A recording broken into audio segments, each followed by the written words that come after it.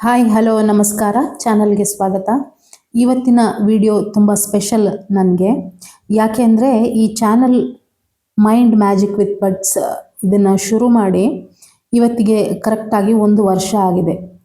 Subscribe ಆಗಿ support ಮಾಡ್ತಾ ಇರುವ ಎಲ್ಲರಿಗೂ ತುಂಬ ತುಂಬ ಧನ್ಯವಾದ. ಸಬ್ಸ್ಕ್ರೈಬ್ ಮಾಡದೆ ವಿಡಿಯೋ ನೋಡ್ತಾ ಇರೋವರಿಗೂ ಕೂಡ ಧನ್ಯವಾದ. ಸಬ್ಸ್ಕ್ರೈಬ್ ಮಾಡಿ ವಿಡಿಯೋ ನೋಡ್ತಾ ಸಪೋರ್ಟ್ ಮಾಡ್ತಾ ಇರೋರಿಗೂ ಕೂಡ ಧನ್ಯವಾದ. ಸೊ ಇವತ್ತಿನ ಟಾಪಿಕ್ಕು ಸ್ವಲ್ಪ ನನ್ನ ಲೈಫಿನ ಜರ್ನಿ, ಆಧ್ಯಾತ್ಮದ ಜರ್ನಿ, ಈ ಚಾನೆಲ್ ಮಾಡಿದ್ರ ಉದ್ದೇಶ ಏನು ಎಲ್ಲವನ್ನು ನಿಮ್ಮೊಂದಿಗೆ ಹಂಚ್ಕೊಳ್ಬೇಕು ಅಂತ ಒಂದು ಯೋಚನೆ ಬಂತು. ಅದಕ್ಕೆ ಈ ವಿಡಿಯೋ ಮಾಡ್ತಾ ಇದ್ದೇನೆ. ವಿಡಿಯೋ ಕೊನೆ ತನಕ ನೋಡಿ, ಆವಾಗ ಗೊತ್ತಾಗುತ್ತೆ ನಿಮಗೆ. ಈ ಚಾನಲ್ಲು 1 ವರ್ಷದ ಪುಟ್ಟ ಮಗು. ಹಾಗೆಯೇ ಕಂಟೆಂಟ್ ಕ್ರಿಯೇಟರ್ ಆಗಿ ನನಗೆ ಕೂಡ 1 ವರ್ಷ ಆಗಿದ್ದು. ಸೊ ಹಾಗೆ ಆಡಿಯೋ ವಿಡಿಯೋ ಎಲ್ಲವೂ ಸರಿಯಾಗಿ ಇಲ್ಲದೇ ಇದ್ದರೂ ಕೂಡ ನೀವೆಲ್ಲ ಸಪೋರ್ಟ್ ಮಾಡಿದ್ದೀರಿ ಸ್ಟಾರ್ಟಿಂಗ್ ದಿನಗಳಿಂದ ಇಲ್ಲಿ ತನಕ. ಸೊ ಇವತ್ತು 7,000 ಚಿಲ್ಲರೆ ಸಬ್ಸ್ಕ್ರೈಬರ್ ಆಗಿದ್ದಾರೆ ಅಂತಂದರೆ ಅದು ಯಾವುದಕ್ಕೆ ಇರ್ಬೋದು, ಲಾಂಗ್ ಕಂಟೆಂಟ್ ಇರ್ಬೋದು ಅಥವಾ ಶಾರ್ಟ್ ಇದಕ್ಕೆ ಏನು ರೀಲ್ಸಿಗೆ ಬಂದಿರ್ಬೋದು, ಯಾವುದಕ್ಕಾದ್ರೂ ಬಂದಿರ್ಬೋದು. ಒಟ್ಟು 7,000 ಜನ ಸಬ್ಸ್ಕ್ರೈಬರ್ ಇದ್ದಾರೆ ಅಂತಂದರೆ ಅದೊಂದು ನನ್ನ ಅಚೀವ್ಮೆಂಟ್ ಅಂತ ಹೇಳಲಿಕ್ಕೆ ನನಗೆ ಹೆಮ್ಮೆ ಆಗ್ತಾ ಇದೆ. ಸೊ ಎಲ್ರಿಗೂ ಥ್ಯಾಂಕ್ಸು. ನೀವು ಯಾರೆಲ್ಲ ಸಪೋರ್ಟ್ ಮಾಡಿದ್ದೀರಿ ಅದಕ್ಕೆ ತುಂಬ ತುಂಬ ತುಂಬ ಥ್ಯಾಂಕ್ಸ್. ನಮ್ಮ ಊರು ಕಾಸರಗೋಡು, ಮಂಗಳೂರು ಕಾಸರಗೋಡು ಮಧ್ಯೆ ಬರುವ ಒಂದು ಪುಟ್ಟ ಊರು. ಬದುಕು ಕಟ್ಟಿಕೊಳ್ಳೋದಕ್ಕೆ ಅಂತ ಬೆಂಗಳೂರಿಗೆ ಬಂದಿದ್ದು ನಾನು. ಕರಾವಳಿ ಭಾಗದ ಜೀವನ, ಯಕ್ಷಗಾನ ಕಲೆ, ಕಟೀಲು ದುರ್ಗಾ ಪರಮೇಶ್ವರಿ, ನವರಾತ್ರಿ ಮತ್ತು ದೀಪಾವಳಿ ಇನ್ನಿತರ ಹಬ್ಬಗಳಲ್ಲಿ ನಮ್ಮ ಅಮ್ಮನ ತಾಯಿ ಮನೆ ಅಂದರೆ ನಮ್ಮ ಅಜ್ಜಿ ಮನೆ, ಅಲ್ಲೇ ಒಂದು ದುರ್ಗಾ ಗಣಪತಿ ದೇವಸ್ಥಾನ ಇದೆ. ಪೂಜೆ ದೇವಿ ಇದ್ರ ಬಗ್ಗೆ ಎಲ್ಲ ಬಾಲ್ಯದಿಂದಲೇ ಒಂದು ಒಲವು ಬರೋದಕ್ಕೆ ಕಾರಣ ಅಂತ ಒಂದು ಕೆಲವು ವಿಡಿಯೋಗಳಲ್ಲಿ ಯಾವುದರಲ್ಲೂ ಹೇಳಿದ್ದೆ ನಾನು. ನನ್ನ ಹೆಸರು 2 ಹೆಸರಿದೆ, ವಿದ್ಯಾ ಮತ್ತು ರಶ್ಮಿ ಅಂತ. ವಿದ್ಯಾ ಭಟ್ ಅಂತ ನಾನು ಇಲ್ಲಿ ತನಕ ಹೇಳ್ಕೊಂಡಿರಲಿಲ್ಲ. ಅಂದರೆ ನಾನು ಯಾರು ಅಂತಲೇ ಇಂಟ್ರೊಡಕ್ಷನ್ ಕೂಡ ಮಾಡಿರಲಿಲ್ಲ. ಎಜುಕೇಷನ್ ಆದಮೇಲೆ ಬದುಕು ಕಟ್ಟಿಕೊಳ್ಬೇಕು ಹೇಳಿ ಬೆಂಗಳೂರಿಗೆ ಬಂದಾಯಿತು. ನಾನು ಪದೇ ಪದೇ ಹಲವಾರು ವಿಡಿಯೋಗಳಲ್ಲಿ ಹೇಳಿದ ಹಾಗೆ ಪ್ರಕೃತಿ ತುಂಬ ಸಲ ಪೆಟ್ಟು ಕೊಟ್ಟು, ಅಂದರೆ ಇದು ನಮ್ಮ ದಾರಿ ಅಲ್ಲ ಅಂತಂದರೆ ಅಲ್ಲಿಂದ ನಮ್ಮನ್ನು ಕಳಿಸುತ್ತೆ. ಅಂದರೆ ಅಲ್ಲಿಂದ ತಳ್ಳಿದ್ರೂ ನಾವು ಮತ್ತೆ ಅಲ್ಲೇ ಇರಬಾರ್ದು. ಅಂದರೆ ತುಂಬ ಏಟು ತಿಂದು ಆ ಒಂದು ಪ್ರಕೃತಿ ಹೇಳುವಂತಹ ಪಾಠ ಅದು ನಮಗೆ. ಮೊದಲನೇ ಸಲ ಲಾಕ್ಡೌನ್ ಆದ ಟೈಮಲ್ಲಿ ಬೆಂಗಳೂರು ಬಿಡುವಂತಹ ಪರಿಸ್ಥಿತಿ ಬಂತು. ಶಿವಮೊಗ್ಗಕ್ಕೆ ನಾನು ನನ್ನ ಮಗಳು ಹೋಗುವ ಪರಿಸ್ಥಿತಿ ಬಂತು.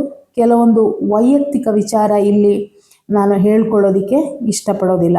ಸೊ ಶಿವಮೊಗ್ಗಕ್ಕೆ ಹೋಗುವ ಪರಿಸ್ಥಿತಿ ಬಂದಾಗ ಇಲ್ಲಿಂದ ನಮ್ಮನ್ನು ಯಾರು ಕರ್ಕೊಂಡು ಹೋಗಿದ್ರೋ ಅವರು ಕೂಡ ಹೇಳಿದಂತೆ ನಡ್ಕೊಳ್ದೇನೆ ಜಾಬ್ ಕೊಡಿಸ್ತೀನಿ ಅಂತ ಹೇಳಿದರು ಒಬ್ಬರು ಲೇಡಿಯವರು. ಅವರು ಕೂಡ ಅಷ್ಟೇ ಒಂದು ಹಳ್ಳಿಗೆ ಕರ್ಕೊಂಡು ಹೋದರು. ಅಲ್ಲಿ ಒಂದು ಯಾವುದೋ ಒಂದು ಸಣ್ಣ ಜಾಬು, ಹೀಗೆ ಏನೋ ಒಂದು ಹೇಳಿದ ಮಾತಿಗೆ ಅಂತೇಳಿ ಏನೋ ಒಂದು ಮಾಡಿದರು. ಆದರೆ ಅದು ಸರಿಯಾಗಲಿಲ್ಲ. ಅಲ್ಲೇ ಮತ್ತು ಶಿವಮೊಗ್ಗದಲ್ಲಿ ಒಂದು ಲೇಡೀಸ್ ಹಾಸ್ಟೆಲ್ನಲ್ಲಿ ಮ್ಯಾನೇಜರ್ ಪೋಸ್ಟ್ನಲ್ಲಿ ವರ್ಕ್ ಮಾಡ್ತಾ ಇದ್ದೆ. ಉಳ್ಕೊಳ್ಳೋದಕ್ಕೆ ಜಾಗ ಊಟ ಎಲ್ಲ ಇದ್ದರೂ ಕೂಡ ಹೈಯರ್ ಅಥಾರಿಟೀಸು ಅಂದರೆ ಅದು ಸ್ವಲ್ಪ ಒಂದು ಸಂಘ ಸಂಸ್ಥೆಗಳು ನಡೆಸ್ತಾ ಇರೋದ್ರಿಂದ ಅದರಲ್ಲಿ ಒಬ್ಬರೇ ಅದರ ಏನು ಓನರ್ ಅಂತ ಹೇಳುವಂಥವರು ಒಬ್ಬರೇ ಇರಲಿಲ್ಲ, ತುಂಬ ಜನ ಇದ್ದರು. ಸೊ ಸ್ವಲ್ಪ ಕಿರಿಕಿರಿ ಇತ್ತು ಅಲ್ಲಿ. ಎಷ್ಟು ಕಿರಿಕಿರಿ ಅಂತಂದರೆ ನಮ್ಮ ತಾಯಿಯ ಕೊನೆಗಾಲದಲ್ಲಿ 1 ವಾರ ರಜೆ ಹಾಕಿದ್ದಕ್ಕೆ ಸಿಕ್ಕಾಪಟ್ಟೆ ಮಾತಾಡಿದರು. ಅಷ್ಟು ಒಂದು ಪರಿಸ್ಥಿತಿಯನ್ನು ಅರ್ಥ ಮಾಡಿಕೊಳ್ಳದೆ ಇರುವಂತಹ ಒಂದು ಜನಗಳವರು. ಈ ರೀತಿ ವಿಚಿತ್ರವಾದ ಸನ್ನಿವೇಶಗಳು ನಡೀತಾ ಇದ್ದಾಗ ಯೂಟ್ಯೂಬಲ್ಲಿ ಮೊದಲ ಬಾರಿಗೆ ನಮ್ಮ ಗುರುಗಳಾದ ಶ್ರೀನಾಥ್ ಸರ್ ಅವ್ರದ್ದು ವಿಡಿಯೋ ಪಾಪಪ್ ಆಯಿತು. ಮಂಗಳೂರಲ್ಲಿ 2 ದಿನದ ಆಫ್ಲೈನ್ ಕ್ಲಾಸ್ ಇದೆ ಅಂತ ಪೋಸ್ಟ್ ಕೂಡ ಕಾಣಿಸ್ತು. ಇದೇ ಮೊದಲ ಬಾರಿಗೆ ನಾನು ಕ್ಲಾಸಿನ ವಿವರ ಕೇಳೋದಕ್ಕೆ ಅಂತ ಕಾಲ್ ಮಾಡಿದೆ. ನಿಜವಾಗ್ಲೂ ನಾನು ಈ ಆನ್ಲೈನ್ ಕ್ಲಾಸ್ ಆಗಲಿ, ಈ ಥರದ್ದು ಆನ್ಲೈನಲ್ಲಿ ಯಾವುದೇ ಒಂದು ನೋಡಿ ಯೂಟ್ಯೂಬ್ನಲ್ಲಿ ನೋಡಿ ಒಂದು ಕ್ಲಾಸಿಗೆ ಅಟೆಂಡ್ ಮಾಡಿದ್ದು ಯಾವುದೇ ಒಂದು ಉದಾಹರಣೆ ಇಲ್ಲಿ ತನಕ ಇರಲಿಲ್ಲ. ಮತ್ತು ಈ ಥರ ಇದು ಬಂದ್ರೂ ಯಾರಾದರೂ ಹಾಕಿದ್ದು ಕಂಡ್ರೂ ಏನೋ ಆನ್ಲೈನಲ್ಲಿ ಅಷ್ಟೇನು ಸರಿ ಇರಲಿಕ್ಕಿಲ್ಲ, ಕೆಲವು ದುಡ್ಡು ಮಾಡ್ತಾ ಇರ್ಬೋದು, ಈ ಥರದ್ದೆಲ್ಲ ಒಂದು ಮನಸ್ಸಲ್ಲಿ ಇರುತ್ತಲ್ಲ. ಆ ಥರ ಇದ್ದಾಗ ನಾನು ಯಾವುದನ್ನೇ ಒಂದು ಅಟೆಂಡ್ ಮಾಡೋದಕ್ಕೆ ಅಂತ ಹೋಗಿರಲಿಲ್ಲ. ಆದರೆ ಇವರ ಕ್ಲಾಸಿನ ವಿಚಾರ ಪೋಸ್ಟ್ ಕಂಡ ತಕ್ಷಣ ನಾನೇ ಕಾಲ್ ಮಾಡಿ ಮಾತಾಡಿದೆ. ಫೀ ಎಲ್ಲ ಕಟ್ಟಾಯಿತು. ಕ್ಲಾಸು ಏನಿರ್ಬೋದು ಅಂತ ಕುತೂಹಲ ಇತ್ತು. ಆದರೆ ಕ್ಲಾಸ್ ಅಟೆಂಡ್ ಆದಮೇಲೆ ಅಲ್ಲಿ ಒಳಗಡೆ ಹೋದಾಗ ಗೊತ್ತಾಗಿದ್ದು, ಅಂದರೆ ಈ ಥರ ಇದೆ, ಲೈಫಿಗೆ ಈ ಥರ ಹೋದರೆ ಈ ಥರ ಹಿಂಗಾಗುತ್ತೆ ಅಂತ. ಎಲ್ಲವೂ ಹಿಪ್ನೋಸಿಸ್ ಕ್ಲಾಸಿಂದ ಹಿಡಿದು ಸ್ಪಿರಿಚುವಲ್ ಕ್ಲಾಸಿಂದ ಹಿಡಿದು ಎಲ್ಲವನ್ನ ಅಟೆಂಡ್ ಮಾಡ್ತಾ ಬಂದೆ. ಲೈಫಲ್ಲಿ ಒಂದೊಂದೇ ಚೇಂಜಸ್ ಬರೋದಕ್ಕೆ ಶುರುವಾಯಿತು. ಮೊದಲಿಗೆ ನನ್ನ ಥಿಂಕಿಂಗ್ ಪ್ಯಾಟರ್ನ್ ಚೇಂಜ್ ಆಯಿತು. ಮತ್ತೆ ಕ್ಲಾಸ್ ಅಟೆಂಡ್ ಮಾಡಿದೆ. ಆನ್ಲೈನ್ ಆಫ್ಲೈನ್ ಎಲ್ಲ ಕ್ಲಾಸನ್ನು ಅಟೆಂಡ್ ಮಾಡಿದೆ. ಮತ್ತು ಶಿವಮೊಗ್ಗದಿಂದ ಶಿಫ್ಟ್ ಆಗಿ ಬೆಂಗಳೂರಲ್ಲಿ ಮತ್ತೆ ಒಂದು ಪ್ರೈವೇಟ್ ಫರ್ಮ್ನಲ್ಲಿ ಜಾಬ್ ಮಾಡಿ ಈಗ ಮತ್ತೆ 3 ವರ್ಷದಿಂದ ನೆಮ್ಮದಿಯಾಗಿ ಜೀವನ ಮಾಡ್ತಾ ಇದ್ದೇನೆ.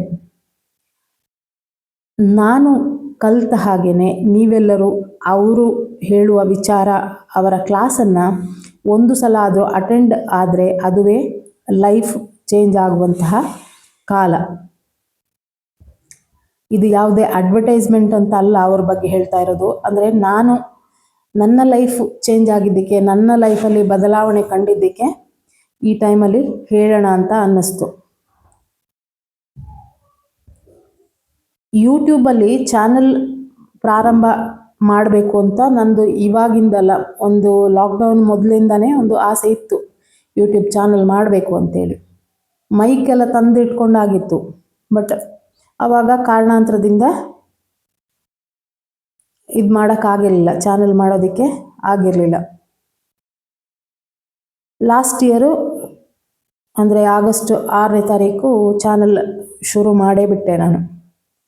ಮೊದಲಿಗೆ ನಾನು ಜ್ಯೋತಿಷದ ಬಗ್ಗೆ, ನ್ಯೂಮರಾಲಜಿ ಬಗ್ಗೆ ವಿಡಿಯೋ ಹಾಕ್ತಾ ಇದ್ದೆ. ನ್ಯೂಮರಾಲಜಿ ಮತ್ತು ವೈದಿಕ ಜ್ಯೋತಿಷ್ಯ ಸ್ವಲ್ಪ ಮಟ್ಟಿಗೆ ಕಲ್ತಿದ್ದೆ ನಾನು. ಸೊ ಅದ್ರ ಬಗ್ಗೆ ಶುರು ಮಾಡೋಣ ಅಂತ ಅಂದ್ಕೊಂಡೆ, ಅದ್ರ ಬಗ್ಗೆ ಹೇಳೋಣ ಅಂತ. ಮತ್ತು ಹೋಗ್ತಾ ಸಪ್ತ ಚಕ್ರಗಳ ಬಗ್ಗೆ ನಾನು ಏನು ಕಲ್ತಿದ್ದೇನೋ ಅದನ್ನು, ಮತ್ತು ಲಲಿತಾಂಬಿಕೆ ಬಗ್ಗೆ ಈ ಥರ ವಿಡಿಯೋ ಹಾಕೋಕ್ಕೆ ಶುರು ಮಾಡಿದೆ.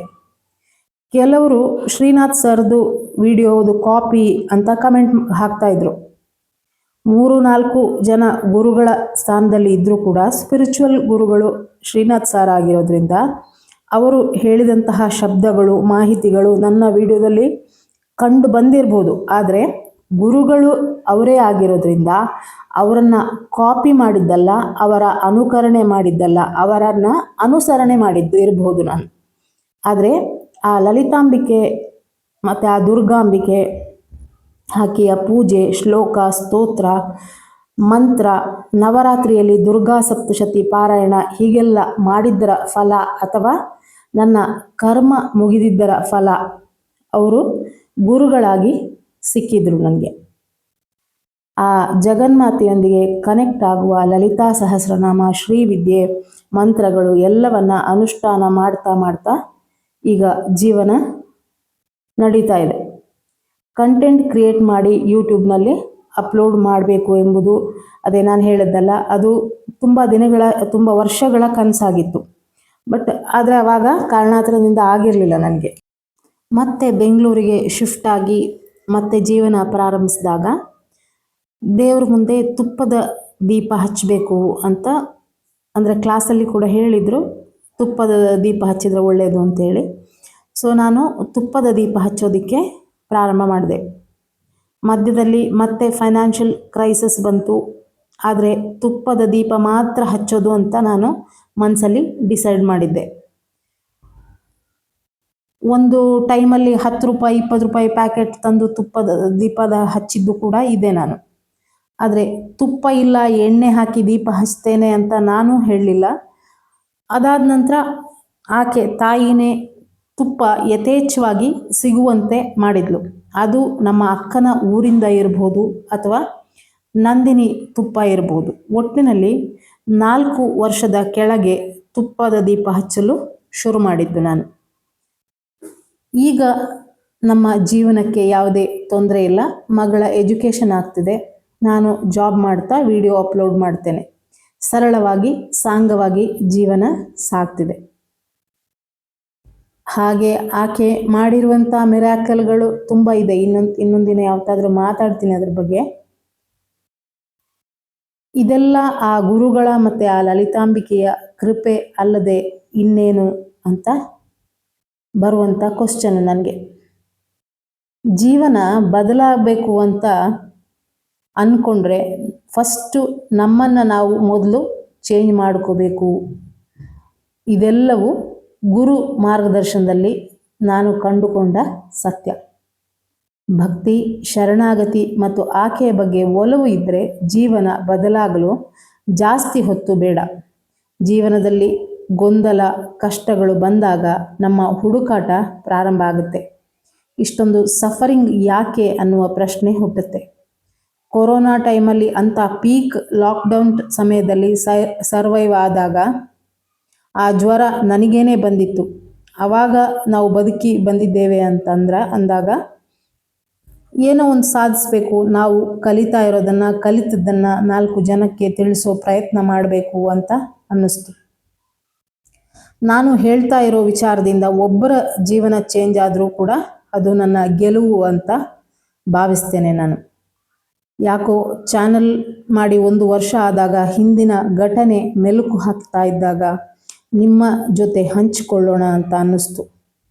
ಒಟ್ಟಿನಲ್ಲಿ ಆ ತಾಯಿ ಲಲಿತಾಂಬಿಕೆಯ ಪಾದಗಳಲ್ಲಿ ನಮಿಸ್ತಾ, ಆ ಗುರುಗಳಿಗೆ ಶರಣಾಗ್ತಾ ಕೇಳುವುದು ಒಂದೇ, ಎಲ್ಲರಿಗೂ ಒಳ್ಳೆಯದಾಗಲಿ ಅಂತ. Thank you for watching.